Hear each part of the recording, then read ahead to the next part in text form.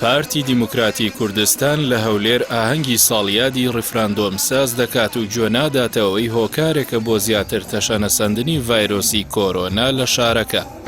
کەچی بە بیانووی ڤایرۆسی کۆرۆنا و لە هەڵوێستێکی دووفاقیدا ڕێگە نادا دانیشتوانی ئەو شارە وەک نەریتێکی ساڵانەیان بە شێوەیەکی خۆڕسکانە یادی مەولودی پەیامبەری ئیسلام درودی خوای لەسەر بێت بکەنەوە. 12 ڕەبیع الئەوەلی هەموو ساڵێک شاری هەولێر بەبوونەی یادی لەدایکبوونی پێشەوای مرۆڤایەتی موحەممەد درودی خوای لەسەر بێت دەخرۆشێت. هاوڵاتیان دەست بە ئاهەنگگێڕان و بەخشینەوەی شیرینی دەکەن. هەولێر لەو ڕۆژەدا جیاواز لە هەموو ناوچەکانی دیکەی کوردستان مەراسیمی تایبەت بەڕێوە دەبات.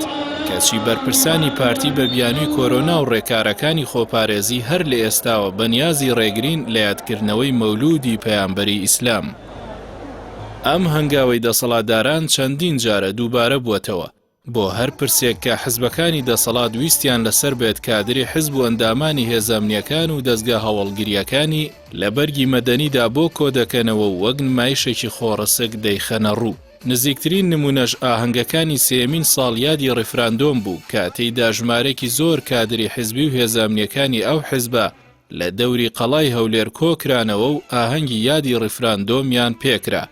لە کاتێکدا ئەوە شتێکی ڕوونە کە ڕیفراندۆم پرۆسێکی کوردبینانە و شکست خواردوو بوو کە هیچ هاوڵاتیەک ئامادە نییە خۆڕسکانە ئاهەنگی بۆ بگێڕێت. لە کاتێکدا مەترسی تەشەنی کۆرۆنا لە بەرزترین ئاستیدایە، بەرپرسانی حزبی دەسەڵاتی هەولێر بێگوێدانە ئەو مەترسیانە ئاهەنگی زۆرملەی وەک نمایشێکی سیاسی بۆ پەردەپۆشکردنی شکست ڕێکخست. کەچی ئێستا ڕێگری لە گرتبوونەوەی خۆڕسکی خەڵکی هەولێر بۆ ساڵیادی مەولودی پەیامبەری ئیسلام دەکات.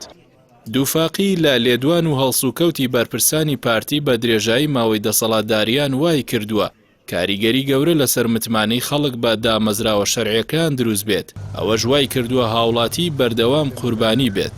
بۆ نمونە لەسەر تەشەنەسەندنی ڤایرۆسی کۆرۆنا لەبەرەوەی حکومەتی هەرێم داوای لە خەڵک دەکرد خۆیان بپارێزن. هاوڵاتیان لە ڕوانگەی نەبوونی متمانەیان بە هیچ بڕیار و ڕێنمایەکی حکومەت ئاستی پارێزکاریان وەک پێویست نەبوو تا کار گەیشتە ئەوەی ئاماری مردوانی کۆرۆنا 2000 کەس تێپەڕێنێت. ئێستا تەواوی جونگەکانی هەرێم بە دامەزراوەی حکومەتیشەوە کۆنتڕۆڵ کراوە. سەرجەم سێکتەرەکان خراونەتە خزمەتی بەرژەوەندی حزب و تاقمی دیاریکراو. وەزیرێک دەنێردرێتە سەردانی کادری حزب تا لە نزیکەوە لە ڕەوشی تەندروستی دڵنیا بێت. ئەمە لە کاتێکدا ڕۆژانە توشبوانی ڤایرۆسی کۆرۆنا بەهۆی کەمتەرخەمی و نەبوونی چاودێریەوە گیان لەدەست دەدەن. نەک هەر ئەوە زیاتر لە نیوەی کابینەی حکومەت لە سەرداوای بەرپرسی لقێکی ئەو حزبە دەنێرێتە شەقلاوە تا ڕێنمایی وەربگرن چۆن لەو سنوورە خزمەتگوزاری پێشکەش بکەن. کەچی پارێزگایەکی وەک هەڵەبجە کە سیمبولی شەهیدانی کوردستانە وەزیرێک سەردانی ناکات.